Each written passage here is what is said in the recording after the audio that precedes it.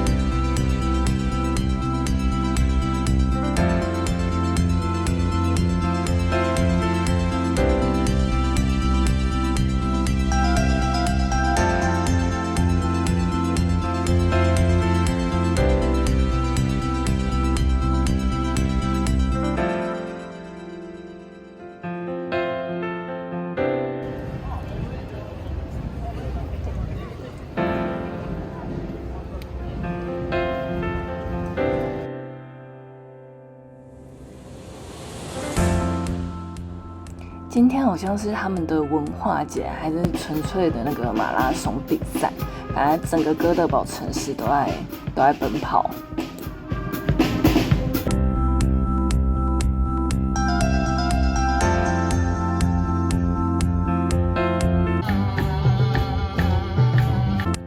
我们现在要去皇冠堡，但是整个国王大道都被封起来，全部都在路跑。所以我们没办法从中间穿越过去，我们必须走到顶，就是走到美术馆那边。我们现在脚程要很快，因为我们3点的时候还会有另外一个活动很重要。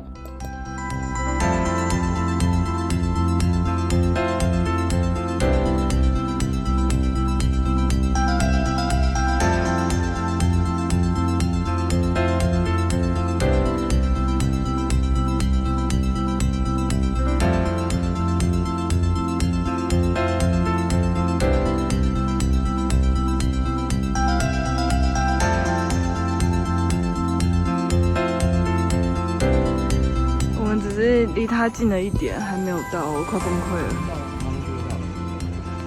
爬上去是一个很漫长的路程，没想到他们这么近。哎呦，差点下去。等我爬到上面，皇冠堡就会变成皇陵，我的皇陵。Oh no！ 你觉得爬上去要多久？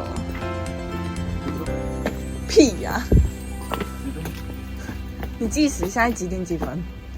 啊，好累啊，我不怕。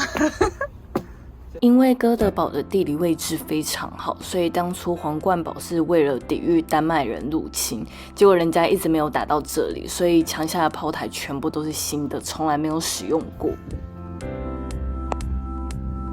可是我们要先上去吗？好，先吃。进来瑞典传统的小红屋了，我们要在这边吃松饼。我感觉这个房子看起来破破的，松饼看起来破破的，但真的很好吃。评论上面好像有4.7颗星，蛮高的。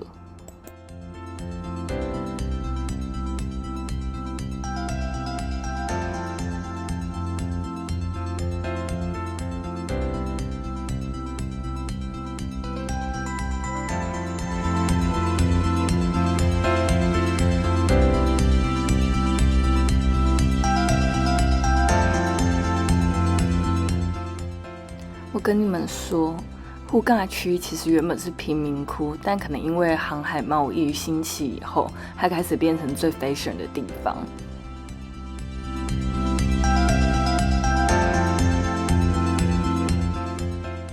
我刚刚在乱逛的时候，想说奇怪，怎么会有一股这么浓的皂香？就回过头就看到这一间，就进来乱晃。然后我们就找到瑞典最有名的那个鸡蛋皂，斯德哥尔摩没有买到的那个鸡蛋皂，可是现在涨价涨得超夸张的。我们第2天听教授讲以后，才知道原来跟脸一样大的肉桂卷是护尬区的特色，只有这里才买得到。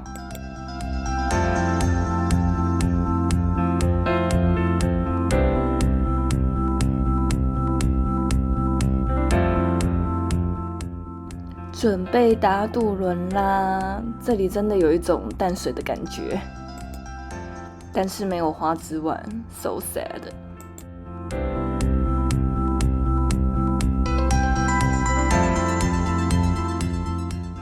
因为哥德堡的气候算是温暖，对，温暖，对我们来说还是很冷。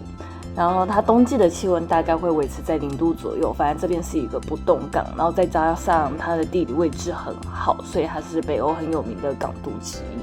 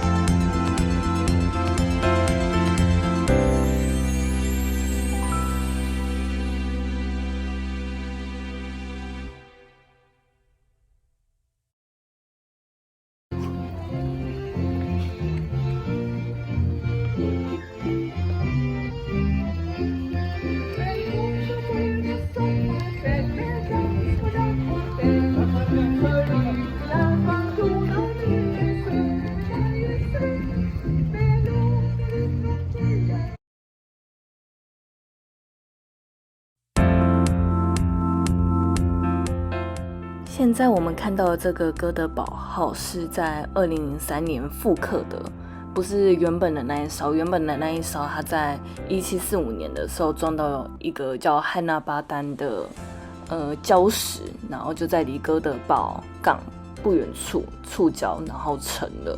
所以这个是后来在仿古放回来的。而且新的这一个它在2005年的时候其实有远洋，然后照着当年的航海路径重新走一遍，花了225天以后到达了中国的海上丝路广州。在1731年至1831年年间，SOIC 也就是瑞典的东印度公司，它垄断了整个瑞典到亚洲的所有贸易。然后所有船只总共的航行有132次，最长交易的国家就是中国广州那边。那它航行的时间从瑞典到那边大概是1年半。当时跟中国贸易的时候，因为是天朝上国，所以他们那个年代就是什么都不缺。很多人要去跟中国交易的时候，通常是中国可以给他们什么，但是他们能够带给中国什么，就是中国什么都不想要。然后那时候唯一想要的东西是白银，所以 SOIC 必须先在西班牙做完一批交易，换取大量的白银以后，再前往中国继续贸易。每一趟航行中国其实都可以赚取到很多的利益，其实简而言之就已经是暴利的程度。所以当时即便航行第3次哥德堡号意外沉了，然后仅剩一点点的中国货物，但也是获利不少，至少没有就是赔掉那一次航行的成本。这是当时哥德堡号就是航行的路线，然后这个是广州13国。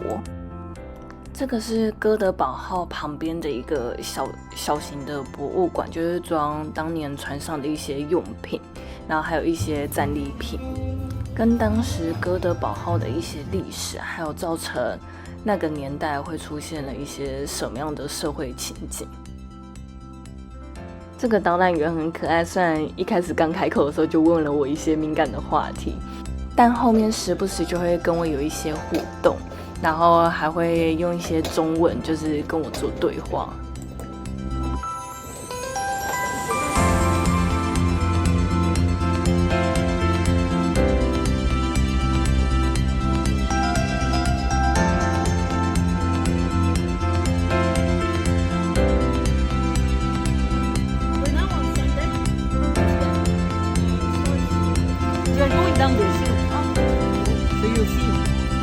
Just so they can shout things down. No problem.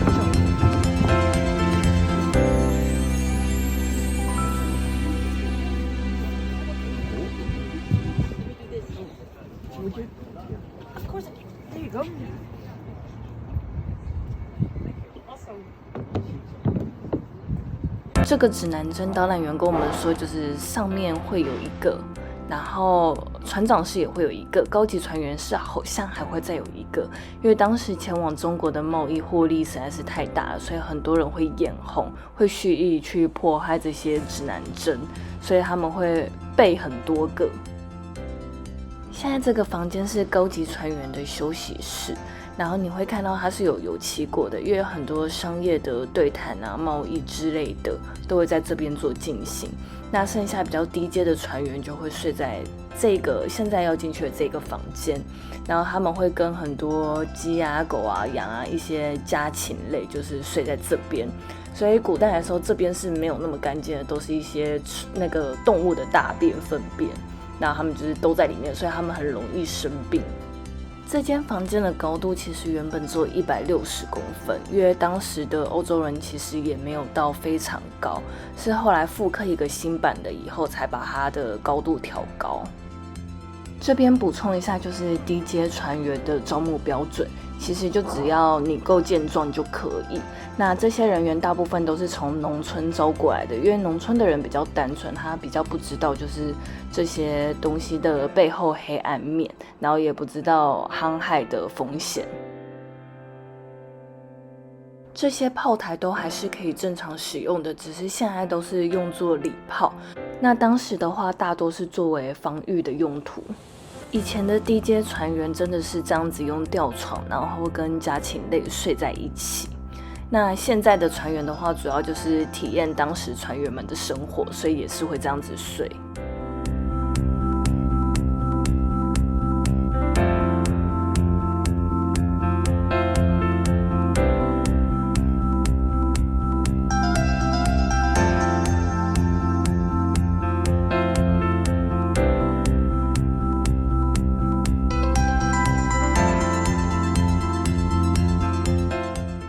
橱窗的话也是完完全全复刻旧的那一个，连它的摆设也一模一样，完全没有做任何的更动。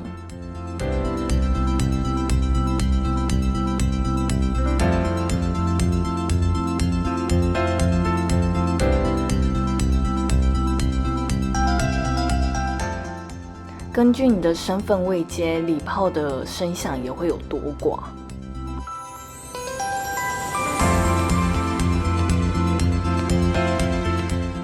为了体验当时船员在船上的点点滴滴，就连扬帆这个工作到现在都还是人工去绑、人工去放，能尽量人工的地方他们都不会使用到机器。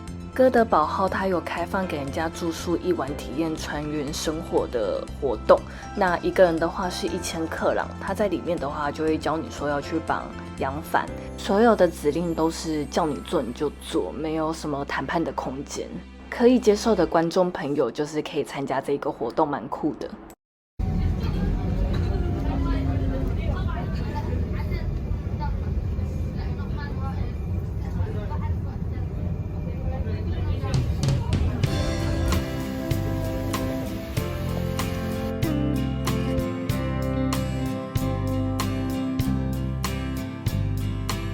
照相看起来差不多但其实我的多很多。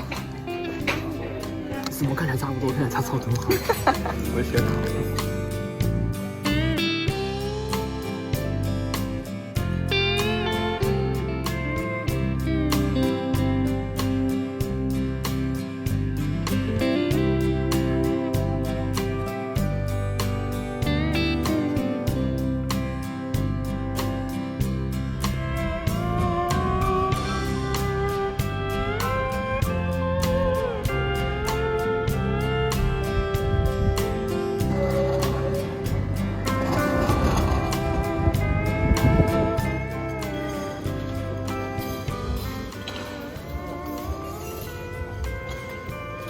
那个。